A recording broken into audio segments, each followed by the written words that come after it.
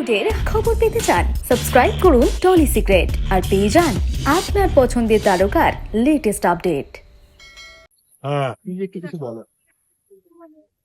আজকের দিনটা অ্যাকচুয়ালি সেই অর্থে দেখলে যার বায়োপিক নিয়েও কাজ করছি স্যার আর্থার কোনান ডয়েল, গুরু পূর্ণিমার দিন তাকেই নিবেদন করা হচ্ছে একটা নতুন গোয়েন্দা, এরকম ভাবে দেখা যেতে পারে ব্যাপারটা, যেহেতু আজকে গুরু পূর্ণিমা। আজ গুরু পূর্ণিমা তো ভালো ভালো মানে ইন্টারেস্টিং একটা, খুবই ইন্টারেস্টিং একজন মানুষ, একটা গোয়েন্দা। এবং আমি এটা এর গল্প আমি পড়েছিলাম কোভিডের সময়, রাজর্ষি দাস ভৌমিকের সৃষ্টি করা গোয়েন্দা কানাইচরণ। গোয়েন্দা কানাইচরণ যে প্রচুর গল্প আছে তা নয়, কিন্তু যে কটা আছে প্রত্যেকটাই খুব ইন্টারেস্টিং এবং অন্যরকম।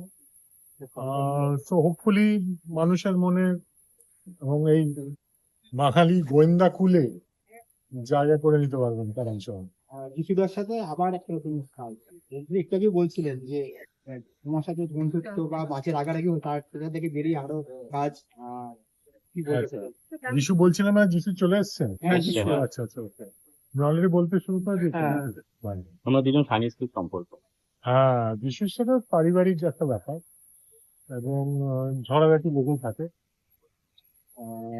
ভালোবাসাবাসি আরো বেশি লেগে যায়। এবার যিশুর সাথে কাজ করতে হবে খুব কমফোর্টেবল, কারণ আমাদের একটা বোঝাপড়া তৈরি হয়ে গেছে বহু বছর কাজ করার পর। এটা বোধহয় নবম বা দশম কাজ আছে। নবম বলছিলেন। হ্যাঁ, নাইন। নাইন্থ কাজ। তো প্রচুর মানে আহ, নানান চরিত্র, নানান রকম।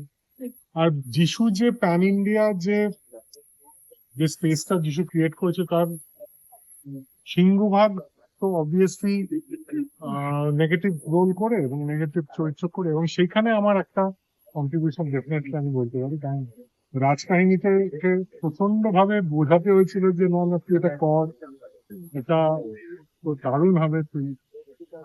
তো এবার সব মিলিয়ে ফাইনালি সেটা, এবং তারপরে জুলফিকার, দশমমতা, সো বাংলায় করা ওর যে নেগেটিভ চরিত্রগুলো, সেগুলো ইভেন্চুয়ালি আমার মনে হয় কোথাও একটা গিয়ে প্যান ইন্ডিয়ায় ওর নেগেটিভ, বা বিশেষ করে সাউথ নেগেটিভ চরিত্রায়ন করতে বা ইমাজিন করতে আমার মনে হয় সুবিধা হয়েছে। আর একটা জিনিস গীতা রয়েছে এখানে, গীতার সাথে সেটা কি একটু বলো? হ্যাঁ, ইদিকার সাথে প্রথম কাজ। ইদিকা অলরেডি পরপর অনেকগুলো ব্লকবাস্টার ছবি নায়িকা এবং কমার্শিয়াল ছবি, সেই অর্থে একদম প্রথম সারির নায়িকা। তো আমি সবসময় ওই তকমা গুলোকে ভাঙার চেষ্টা করেছি সেই অটোগ্রাফ থেকেই, মানে বুম্বাদা, পরবর্তীকালে ঋতু বা দীপক দা, চিরঞ্জিত। তো সেরকম ভাবে ইন্টারেস্টিংলি ইচ্ছে আছে একটু নতুন করে ওকে প্রেজেন্ট করা। দেখা যাক। Thank you.